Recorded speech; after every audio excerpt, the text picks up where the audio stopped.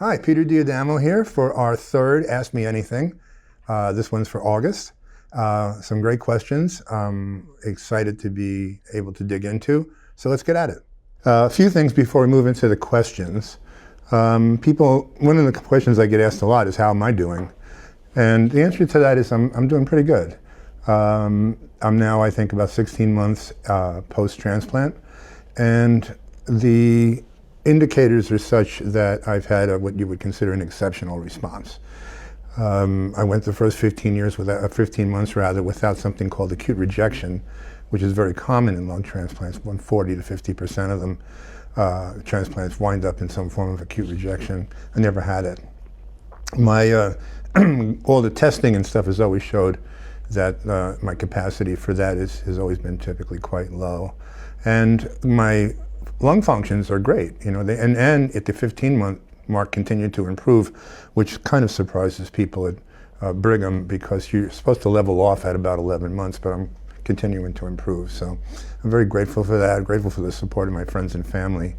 And there's a question in the queue about a person who's dealing with the transplant, so maybe we'll take the opportunity to change gears a little bit and weave my own personal experiences with that into a goal of helping somebody else with different kidney transplant in this gentleman's case.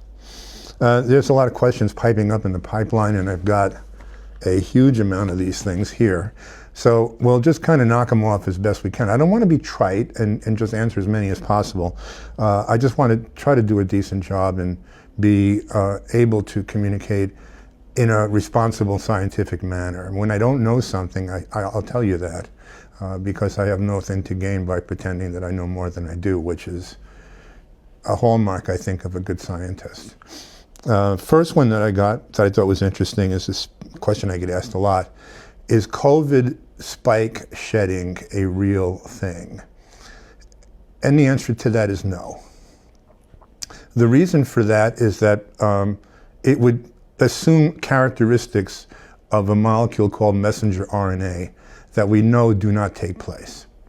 Messenger RNA is the part of the cell instruction material that is the result of reading sections of DNA and then sending out a message to the protein machinery to manufacture something.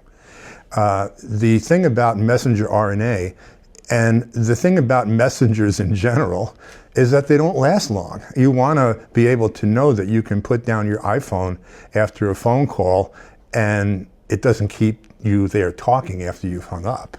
The reason for that is that the message has to just do a job, and then it has to be chopped up, typically digested by enzymes called RNases. And it varies, but depending upon, for instance, the studies that look at it, messenger RNA lasts inside the body about 12 to 45 hours. A little bit longer if it's in breast milk, usually about a day to 2 or 3, but that's typically a reason that's good. So the answer to that is no. That doesn't mean that COVID vaccines don't come with potential for problems and side effects. And I talked about that in my last Ask Me Anything, that there were people who were getting it who really probably had more at risk than to gain. And that was particularly young people and young adults who could easily get tipped into a pro-autoimmune hyper-inflammatory situation by virtue of the vaccines. But the people that benefited the most for them, which were the most at risk, were the immune-compromised elderly. They were, to a degree, capable of ameliorating the disease to the point where it was a manageable situation for a group that would have been very negatively impacted. And that we were helped, of course, by the fact that most viruses don't stay as pathological. They tend to damper down. And by the appearance of the Omicron strain, we had a definite softening of the pathogenicity of the virus. Because viruses are like any other parasite. A gangster who loans you money does not want you to get hit by a car. And so it's the same thing. The parasite wants to it wants to be around long enough to take advantage of you, and if that results in your death, it's kind of a counterintuitive function. So the answer to that is decidedly not in the face of what we know about how messenger RNA actually takes place in this world. And there's a question here about butyrate, and I'll just read it. I've heard that butyrate loses its effectiveness before reaching the bowel. I'm wondering if that's currently an issue. The butyrate, you know, in the standard oil form, in other words, if you just ate a bunch of butter or perhaps melted a whole lot of Parmesan cheese, probably would not in great amounts reach the lower digestive tract sufficient to fertilize the lower digestive tract with butyrate. But most of the forms that we use, for instance in the company, the Intrinsa product, these are what are called butyrate salts. And typically what you do is you take butyric acid and you make a salt out of it with either, well, you could use potassium, you can use magnesium, you can use sodium. They're all, the amount of the mineral in the salt is so small that you couldn't even salting that, gee, I'm getting magnesium from this, or my goodness, how much sodium I get. The amounts are really small. But that salting process tends to make a very highly capable molecule that's capable of reaching the lower digestive tract. And of course, putting it in a capsule it certainly helps a little bit too. So I would say that's a good one good question to ask. Pretty straightforward answer. Now here's another one I thought was interesting. Can the ABO diet have an effect on white blood cell count? Yes, indirectly. Okay. Now there are ways of impacting white count. For instance, zinc and vitamin C together have been studied and showed produce a slight increase in the overall white blood count. But typically, when you're using words like white blood count, you need to be a little bit more able to distinguish what white blood cell are you interested in. Most of the time, we're interested in what are called neutrophils, which are the little scavenger guys, little Pac-Man guys who go around and do a lot of the yeoman's work when it comes to defending you. There's other white blood cells, of course, too, lymphocytes, and you have monocytes, macrophages, which are the like Death Star scavenger cells, very interesting. You have eosinophiles, which are the allergy cells, basophiles, which are also reactive in terms of allergies and immunity. So there's a lot of white blood cells in a white blood cell count. Yeah. And I think the majority of what most people are interested in is the neutrophil count or maybe the lymphocyte count. So let's kind of split those up and take a look at both of those individually. Neutrophils typically can be improved by simple things. Like I said before, vitamin C and zinc is one of the most recognized ways of allowing for it. Of course, this is ruling out that there's anything in the bone marrow that might be suppressing white blood cell production. Other things that I've used, of course, in the past, there's various immunological stimulatory plants. For instance, I like astragalus, which is a wonderful Chinese herb that has beneficial effects on white blood count. And, you know, for lymphocytes, it's a little bit more difficult. I mean, there are herbs that do it, but they're not really recommended for your average backyard, you know, self-healing person. But generally, the thing that I like to use for that are a lot of the high polyphenol sources in the diet. There's also little things that sometimes you can increase your white blood count by simply protecting your cells better. And one of the best things for that is the what are called glucosinolates, which are the things that come from sprouting things. And that's a common ingredient, for instance, in the live cell products that we make. So glucosinolates are another way of doing it as well. You know, typically suppressing your white blood count otherwise, it's really hard to say, because I remember I had a very young, I think she was a Japanese, Asian woman, very low white blood count. Okay, so the total white blood count in neutrophils was about, I don't know, about 2.1, and normally you want to see it around, I don't know, 7 or 8, a minimum, maybe a little bit lower, maybe a little bit higher, depending on the person. And it was low, and there was nothing I could do to change it. And at the end of the year, we just concluded she had what I diagnosed as scrawniitis. There was nothing wrong. It's that her resting state was at that low amount. And when she was able to, when she had to deal with an infection or some other kind of emergency, it went right back up again. So the thing to understand too is that you can't genuflect at normal all the time, because not all of us are normal all the time. And a few of us are what are called scatters on the scree plot. In other words, all the rest of us are over here and they're over there someplace. And yet it works for them. They have developed a systematic approach that allows that to actually work in their situations, like my little Asian friend with scrawniitis.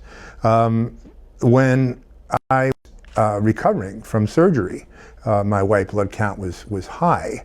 And it was odd because, you know, at the time, they give you large amounts of steroids, and so that typically drops your white blood count. So they were looking at this, trying to figure out what was going on. And it turned out that it really didn't mean anything. My functions were fine and everything, and gradually it just went back down. So I would say the smart things to do, things like make sure there's enough vitamin A in your diet, make sure there's enough vitamin D in your diet. Look into things like astragalus is wonderful in terms of a tea. It's got a kind of looks like a tongue depressor, but you soak it in tea and it softens up. It's got a slightly sweetish taste, very pleasing and very nice and healthy too. So again, zinc, vitamin C, vitamin A, glucosinolates. So these are the ways to basically go about trying to do what you can, or to remove obstacles to getting there somehow. Does blood type have anything to do with tinnitus or ringing in your ears? And the answer to that, unfortunately, for me, is no. It typically is a completely independent event of anything we would understand that would be based on blood type. Sometimes it comes from, of course, maybe listening to too much music too loud for too many years, or working in a job that has an awful lot of sound pollution. Most of that is permanent. There is some evidence that what are called the cristae, which are the little hairs that are part of the inner ear that are stroking things to create sounds. Because you got to remember, you're taking a vibration and you're converting it into an electrical impulse that the brain can hear. And that is very delicate, and that's really what gets sort of boffed when you blow your ears out at the rock concerts or jackhammering in the middle of the street. And there really have been very few things that have been studied to have anything to do with it, but there is a supplement known as astaxanthin that has been shown in situations where the damage has not been long-term and extensive to produce a slight improvement. There's other things that have been marketed that contain a supplement called lipoic acid, and I did try it on a few patients, and I don't know necessarily if it worked or not. So best things, basically, if it's disturbing, try to have a noise-canceling headphones on help. I find sometimes iPod in the noise-canceling mode is good. I love to sleep to ocean sounds or rain sounds. That helps as well. Anything with white noise. But no, there's no blood type connection. There's just a lot of problems with people who suffer from it. It's a very distressing situation for most people. Some approved foods are high in oxalates. Should we avoid those foods? And the answer to that, again, falls into a sort of a societal, what's in fashion, what's out of fashion. Right now, high oxalates are looked at as something that should be part of your diet. There's oxalate diets and things like that. There's another corollary to that, a chemical known as phytic acid, which is another one that people avoid or sometimes even encourage. Oxalates are kind of inevitable, okay? It's kind of hard to eat a crunchy vegetable without having some oxalate in it. And the other side of the coin is, of course, what I call the twofold aspect of anything. Almost nothing is exclusively bad, because you'll find some place or some person where it does something good. And something's never exclusively good, because you'll find some place and some person where it's going to do something bad.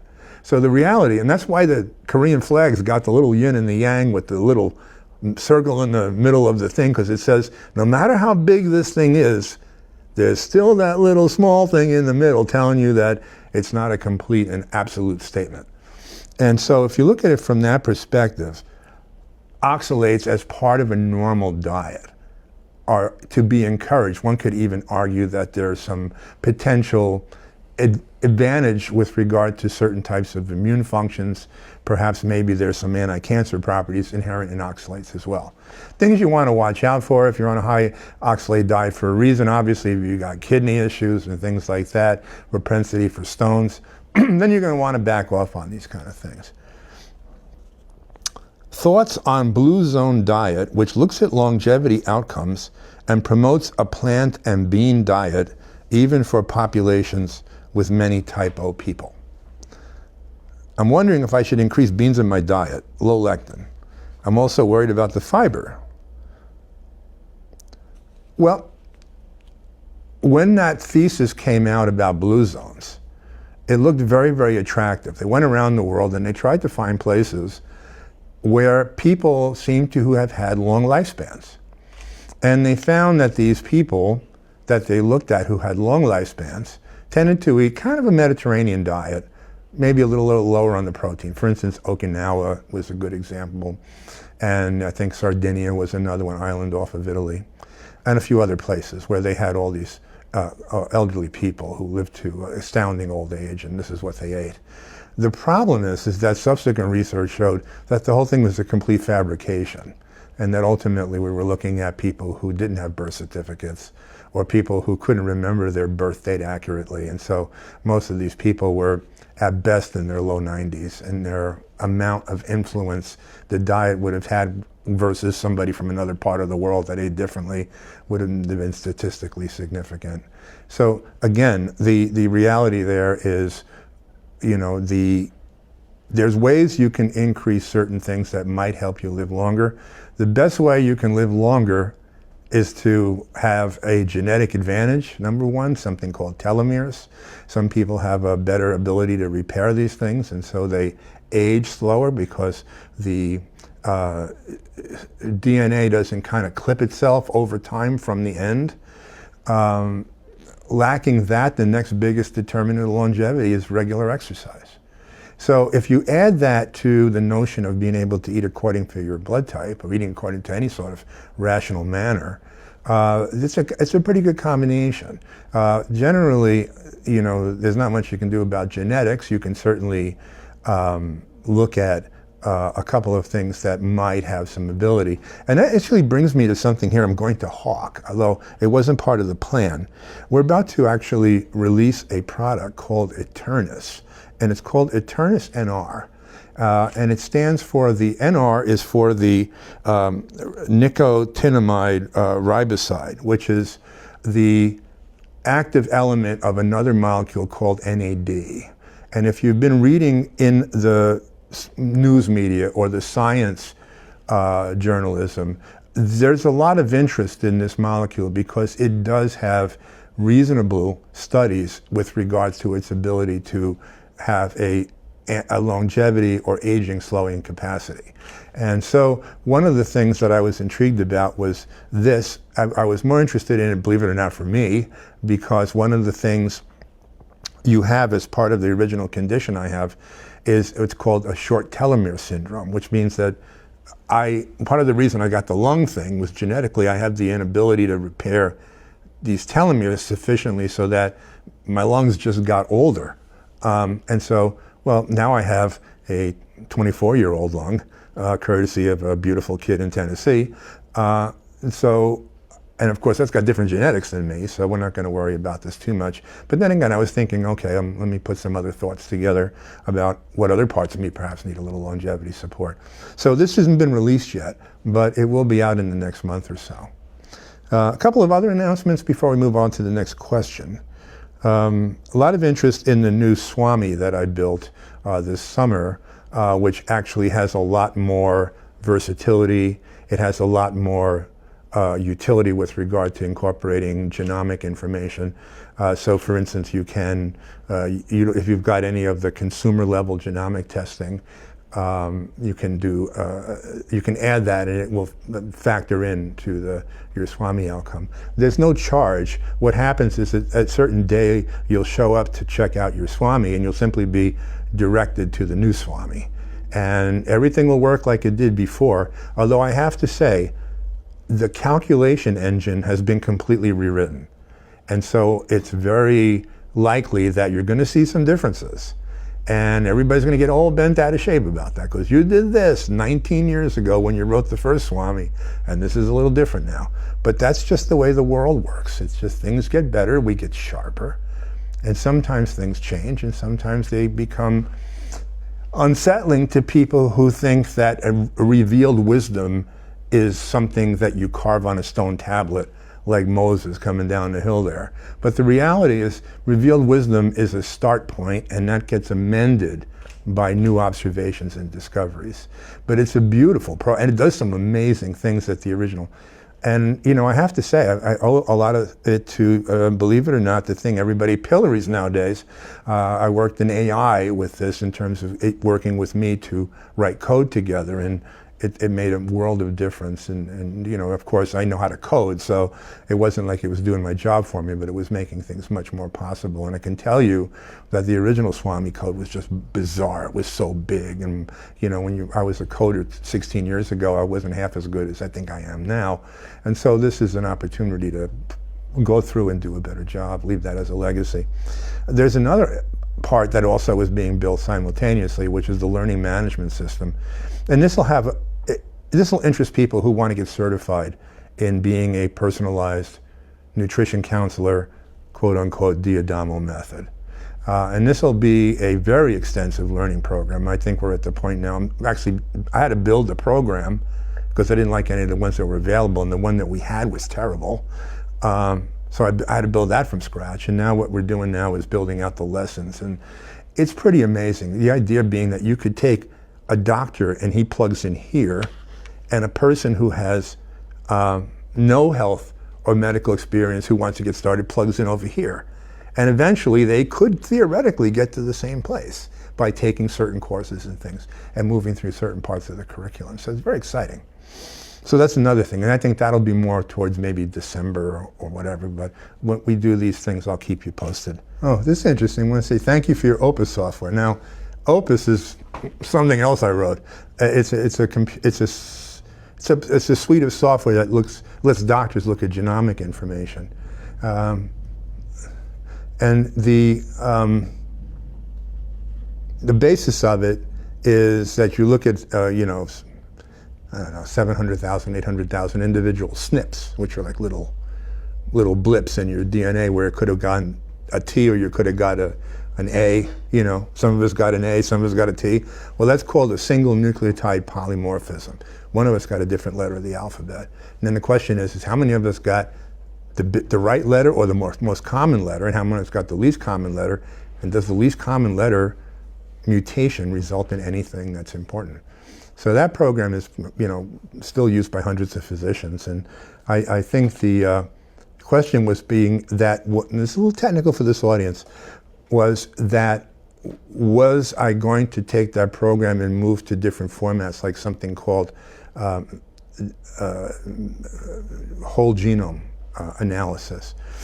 Now, the problem with whole genome analysis, and again, I'll just spend a moment on this and we'll move on to something slightly sexier. Whole genome analysis is like literally what the name says. It's the whole genome. And that's a minimum 5 gigabyte file.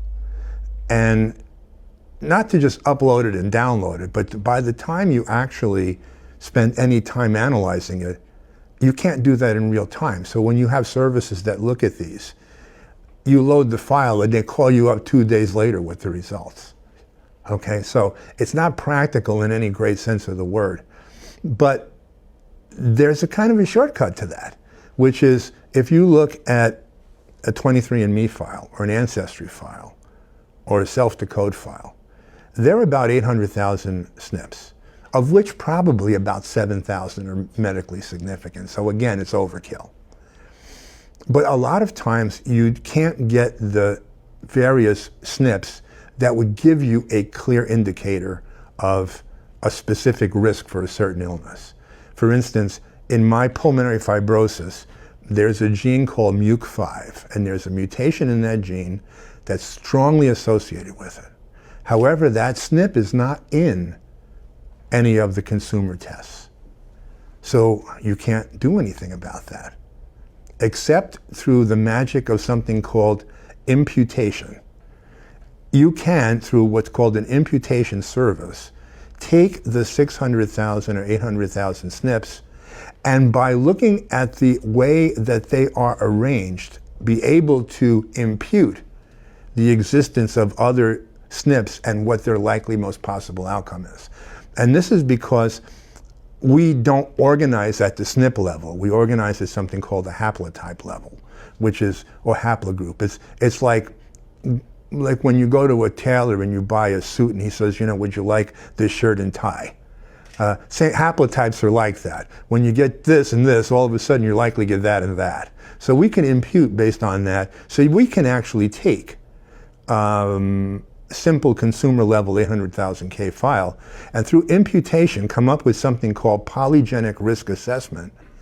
And that polygenic risk assessment we've now built out for, I believe, 34 individual conditions, from type 2 diabetes to celiac disease to whether your face is aging faster than usual. And that will be in SWAMI soon enough, as soon as I have to port it in. So a little technical aside there, kids, I'm sorry, but there's probably about 4 people who watch this film who that's going to be awfully interesting to. Anyway, the gist of his question was that he heard that you could boost nitric oxide better with an amino acid called citrulline than you can with an amino acid called arginine. And arginine is considered the sine qua non of how you would get nitric oxide better into the body. But it turns out that that observation is correct. There's an amino acid called citrulline, which is a non-essential amino acid. And that actually plugs better into the particular mechanisms, some of which are blood type associated, with how we structure nitric oxide. Now, nitric oxide's molecule of the year for 1996. It was a molecule that was so small and so ephemeral. In other words, its life was so short that nobody could find it.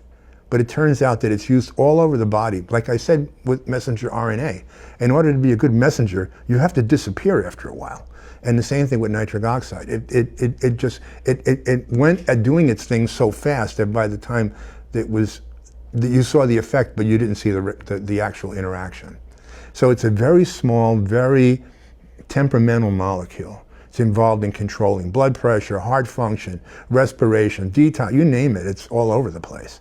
And it turns out that there's ways it plugs into with arginine, which is through a normal pathway, but citrulline works in a slightly better pathway that has the somewhat ponderously named gene ASS1, okay, which is not standing for what you think it stands for. It stands for arginyl sulfosuccinase 1.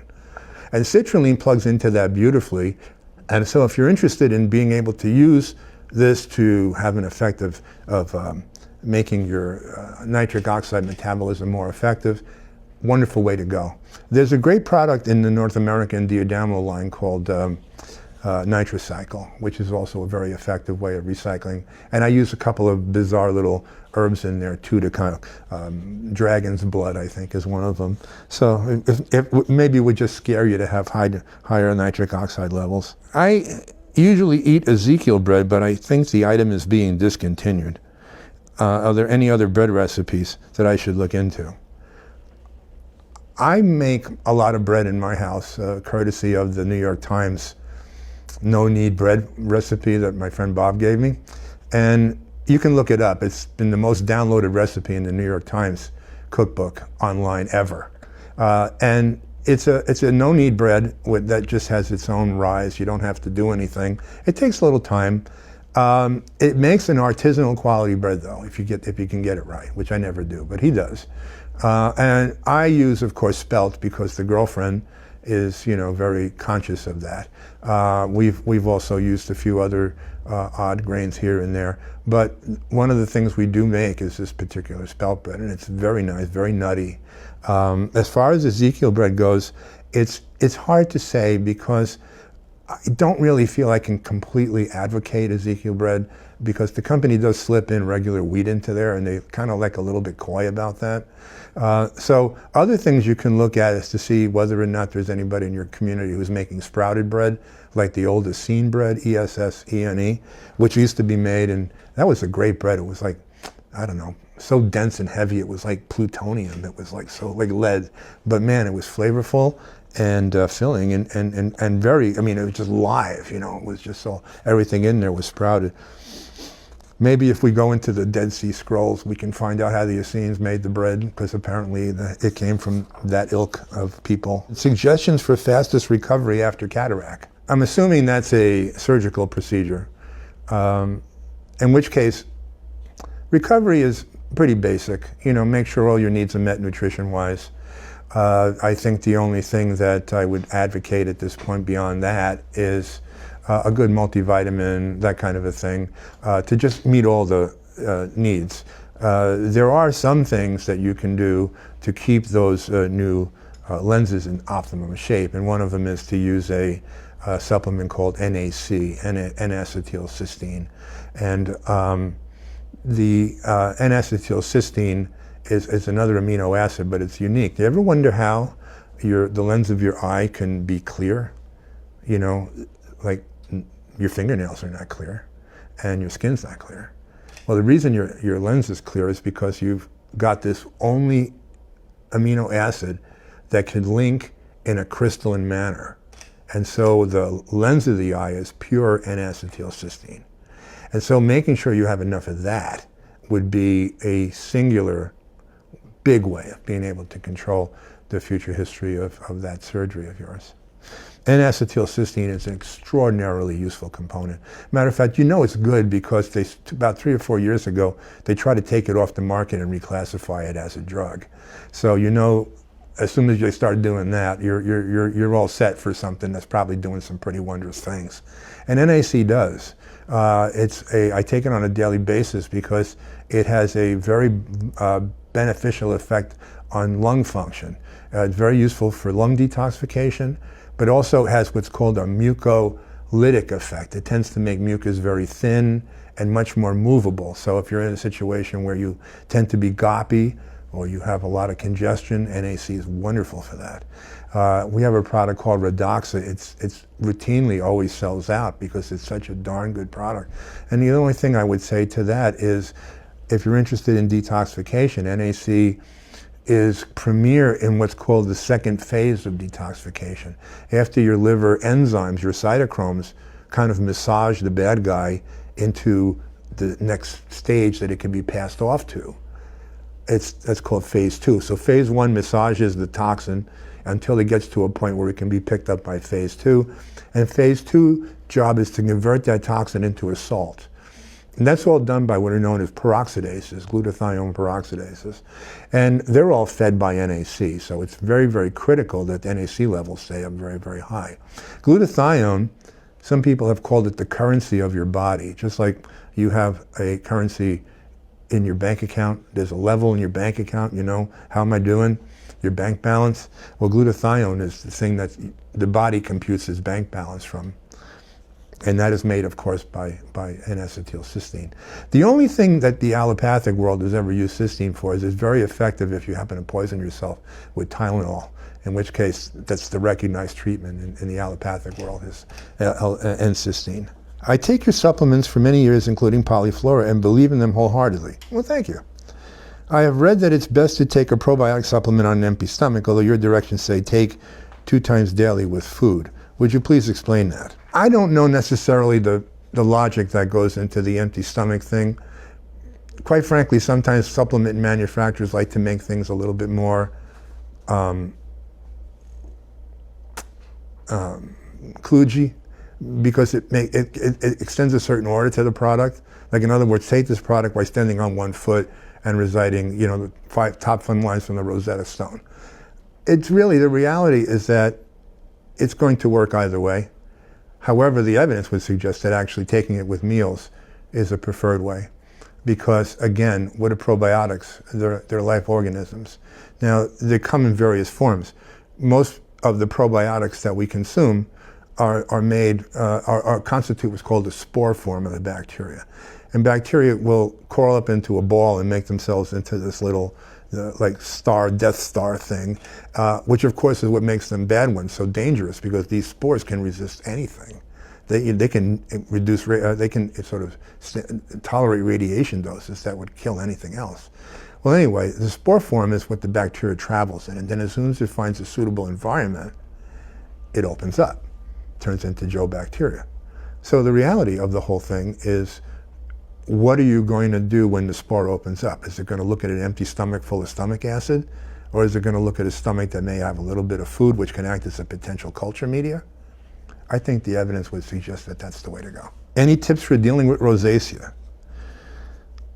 Rosacea is one of those things that you can treat a lot of different ways. It's a common effect. People talk about rosacea improving with their diet independent of their blood type. So there's nothing blood type specific about it other than following the diet for your blood type tends to improve your rosacea. However, there's a couple of other things too. There's been some theory that the fungal element of rosacea, which is the thing that stimulates the immune response that gives you the classic, strawberry nose kind of thing, or the things on the face, are a problem there, and that makes perfect sense, as you'll see when I get to the second explanation. But I've had success over the years, significant, in giving people large amounts of a B vitamin called biotin. And what biotin does, and again, just like bacteria have spores and bacteria, funguses have what's called the mycelial form and the budding form. So in other words, they exist as little buddy balls, or they look like coral, like, with branches and things. And they, like the bacteria that go between spore and bacteria to get away from certain things, fungi do the same thing. They go back and forth between the mycelial form and the budding form. And one of the things that biotin's been shown to do is it inhibits that. It blocks the ability of the fungus to switch, to sort of shapeshift. And that may have something to do with maybe allowing the body to get a better grip on and take care of it. The second thing that you can try, everybody talks about ivermectin, but of course, it's a horse dewormer according to our government. Of course, it's one of the single most important drugs ever invented because it treats a variety of parasitic infections and things. Of course, that's what its main job is. It does probably have effects in certain viral illnesses because it is an inhibitor of what are called exosomes, which are little parts of the cell that are walled off inside the cell that sometimes contain bad boys in there. So it's sort of like it's like a bubble inside the cell that contains bad people inside, bad hombres. So the reality of the whole thing is that exosomes basically get busted up by ivermectin, and that may be one part of why it's effective, even though it's not renowned to be an antiviral. But now, with regard to rosacea, well, you can go out to Amazon and buy some apple-flavored ivermectin, to give your horse, or even get the non-apple-flavored ivermectin, and take a little. Comes in a tube. You can take a little, put on your nose or wherever the rosacea is, and see if it works. The standard treatment is doxycycline. There's I'm not going to know if I can remember this. There's a hot-rodded doxycycline that you can talk to a dermatologist about, that Olera or something like that. I honestly don't remember the name, but I've used it in people who tried everything for their rosacea, and including doxycycline. And this did the job.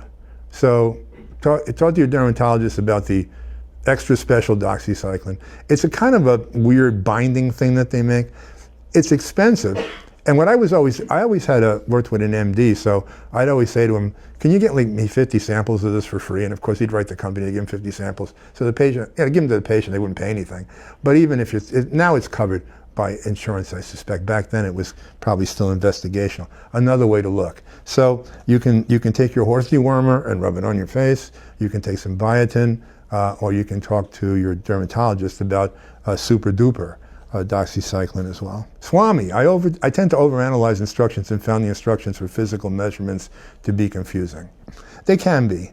And the reality is, of course, SWAMI is based upon a lot of the premises that were in the book, the Genotype Diet, or now known as Change Your Genetic Destiny. The idea being that you can measure certain things about you that would allow the program, to establish what kind of a growth trajectory you had growing up, whether or not parts of the growth was blocked or inhibited or sped up. And that was a big effect on your present day form. So I think, I think Freud said form is destiny, shape is destiny. So how you got to be who you are is important, and the only way you could notice that is to go back and look at the wake of what you were along that way. And the premise of the genotype diet is that looking at these and inventorying them and categorizing them can give you a stake in something that is very adjacent to blood type. Because blood type is critical as a developmental influence. Believe it or not, some people argue that the reason we continue to have blood types over the years is that they act in certain ways towards pointing the body toward developing architecture. Like it's known that things, A antigen oftentimes will act as a routing device for blood vessels, which is perhaps why people who are type A get more hemangiomas than other blood types. So there's a developmental aspect to blood groups as well, because it's a critical element in the cell function. So being able to incorporate that and then bolt onto the side other observations could give us a insight into that trajectory. And that became the basis of Change Your Genetic Destiny, and it became the basis of SWAMI. The idea being, how can we looking at more blood types didn't seem to, besides secretor status, didn't seem to yield much. So where could we go to continue to build a more precise case? You know, the N of one, the number of one, the person who's there right now. What can they learn about themselves that's going to be important but unique and not necessarily going to be something that's been statistically extrapolated out because it occurred in X number of people? Okay, that's important, but what are the things that make you you? That's important too. And so looking at it from that perspective, you know, you could do certain things like measure this finger and compare it to that finger. It's not that hard to get a decent job of things, and the program really only wants, most of the time, is interested if one's longer than the other. So, you know, whether or not this is 67.5 millimeters or 67.3 millimeters, when this is 69, that doesn't matter. This is longer, okay? So the reality is that that's a simple way of doing it. The next version of SWAMI, believe it or not, it'll take that stuff if you give it. But not necessarily, like the prior version wouldn't run if you didn't put that stuff in. The new version will run with minimal amounts of input. Any stage in your development as a student of mine, you can plug into that software and it will give you something. So there'll be maybe something in the new version that will assuage the you know, people who have a problem with the old measurement thing. So let's see, autoimmune disease increase in COVID mRNA. Yeah, I mean, there's definitely something about that. The only thing I could say is, this is a follow-up question from Steve, a leukocytosis of unknown etiology. Well, a leukocytosis is a fancy word for having too many white blood cells. And so, again, I had that as well. You know, I think the reality is that depending upon how big that leukocytosis is, it can be important or it could be something interesting but not particularly important, perhaps even negligible. Like I said before, my white blood count got, I think, to about 12 or 13, and they didn't want to see it above 10, but I felt fine. Now, I have another patient who has a condition called chronic lymphocytic leukemia, CLL. And I've treated this lady since, beginning of time, when she first showed up, and we've kept the numbers consistent and relatively static over the last 3 decades. And the numbers are high. So she's high because she's got CLL, but it doesn't ever go into the further stages of the illness. She just stays with these high lymphocytes, feels fine, does everything she's ever done, most productive people I've ever met. And at the end of it all, what do you make of that? It goes right back to the same thing. What is the significance of it? Now, in this thing, Steve says the only thing he's noticed is fatigue.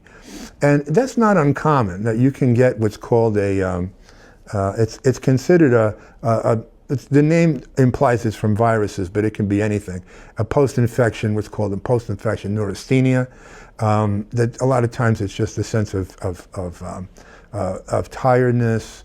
There can come with joint issues and things like that. Some of that is related to the fact that many of these white blood cells make a lot of chemicals called chemokines, because white blood cells are all chemically communicating with each other. And the only thing I can say at that point is try to get more information on the nature of the way the cell fractions are splitting, because that will tell us something. Just a high white blood count in and of itself, in the act of lack of an infection, you might have reverse Crohniitis. You may have too much initis. And so in which case, basically, we still have to figure out if that's going to be okay for you, or if it would be something you'd have to worry about. Not health related. If you live in Connecticut, what is your connection to the Tennessee Vols? I noticed the hat. The connection to the Tennessee Vols is not connection to Tennessee Vols, it's connection to Tennessee. And Tennessee is where the young person whose donation of this lung that I use comes from. And there's an opportunity given to you sometimes where you can have the opportunity to communicate with the donor family. And I might do that. I'm not sure. I'm not sure if I'd welcome that if I was the donor family. So the only thing I knew about the man was that he was 24 years old and he came from Tennessee. So, and praise be upon him. But I wear this hat to remember him anytime I think about that in the course of my day. So this hat to be replaced by another Tennessee Vols hat when this one wears out to nothing. Somebody said, well, if you're a certified nutrition health coach, will there be consideration of this when your program comes out? So redo some training. Yes, I mean, like I said before, if an MD or an ND wants to start the program, they start here. And if a guy who runs a health food store who's reasonably intelligent and has some basic science, they start here. And then there's, somebody who just coming back into the workforce after maybe been a home person, and they start here. And so as a person who had training, they'd be someplace along that. There's, I think, 4 levels that you can plug in at. Is gluten-free wheat flour okay? Well, if you're gluten sensitive, it's terrific. But if you're lectin sensitive, it's going to be just as likely to cause trouble. So again, you can't really do much about that. Something about 10%, no, I take that back, 3%, 3 to 4% of the dry weight of wheat is composed of wheat germ agglutinin, which is the wheat lectin. And it's heat stable, it doesn't go away. So the only trick there is you have to look around and find foods that don't contain a particular lectin that might cause a problem. And it's interesting because I'll end with this. This was a thing that came up, and I answered it on Facebook, but I thought I'd probably address it here. So somebody was saying, well, where's the scientific studies that validate all the claims you make? And I have to say, it's hard to respond to that because you literally follow my career for the last 30 years. I've done nothing but spout scientific background to this whole theory. And so it becomes a question of, okay, well, what's your cutoff point as to what will be sufficient for you to give this a try? And some people, that would be, well, where's the multi-center, 100,000 people, double-blind study, okay, which is a gold standard. Very well designed for things like drugs, where you just have a simple endpoint. You took the drug, did you get better, did you get worse? How do you follow people on a diet like this in a number that matters over the length of time to basically see essentially how they've done? It would be a fantastic study, and it will never occur because it's going to be impractical at scale, it's going to be uneconomical, and the conclusion, should they be validated by that, would be unsettling to the current status quo. I'm not sounding like a conspiracy person. This is just reality.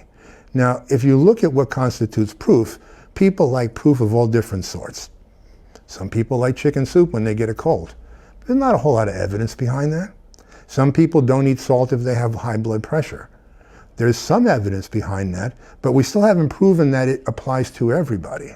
There's some people who have high blood pressure, they go off salt, their blood pressure doesn't go down. Matter of fact, they put the salt back in and their blood pressure stays the same. So again, and you're looking at now to be able to resolve just the simple salt study, you're looking at 600,000 people to be able to do a simple study to conclusively prove that there's enough of an influence on salt on the average blood pressure to tell everybody to do this. But the truth is people are kind of gnarly, and they have sort of, some people yes, some people no. So I've always considered the blood type system what's called a heuristic. The word of the day, heuristic. And a heuristic is just considered a sort of a rule of thumb, okay? Something that's valuable and is probably not going to work all the time, all right? For instance, if I said to you, if at first you don't succeed, what would be your answer to that? Would be try again, right? And that probably is pretty good heuristic. If at first you don't succeed, try again. But every once in a while, try again is just a bad move, okay? And so it's not a perfect solution, but it's a darn good one. Now, I wouldn't compare that to the blood type diet. I think it's far more exact than that heuristic. But the idea here is, looking, there's enough collateral, circumstantial, physiological, pathological, observational, and huge numbers of people who have tried it, and it's worth then basically asking yourself, okay, what's the downside of this? Well, maybe I lose a favorite food or two. What's the upside? I might see an improvement in my migraines. I might see my eczema get better. I might see my hemorrhoids not be so inflamed. So there's the choice you make. First you don't succeed, try again. I want to be lousy and miserable. I can try this diet. I'll have to give up a few things. Maybe I'll feel better. So that's generally where we are with this. And that's about as far as it's going to go in my lifetime. Maybe when we get better at all this kind of stuff, maybe AI will do a long-term study. But the thing I go by on the most on this, and I'll end with this, as we took large numbers of people who went to the blood type diet website, Dadamo.com, we don't do this anymore. I probably should reinstitute it. How did you do? I got better, I got worse, this got better, this is the illness, I have a lab result that proves it. It's a basic form. And we got people to basically fill this form, and thousands of people filled these forms out. Now, of course, these are anecdotes, okay? And the plural of anecdote is not data. It's a self-observational thing. It's full of bias. But here's an interesting thing. In all that tens of thousands of people, the rate of satisfaction was about 85% across the blood types. So in other words, what I'm saying is 85% of the O's were happy with the O diet, 85% of the A's were happy with the A diet, 85% of the B's were happy with the B diet, 85% of the ABs.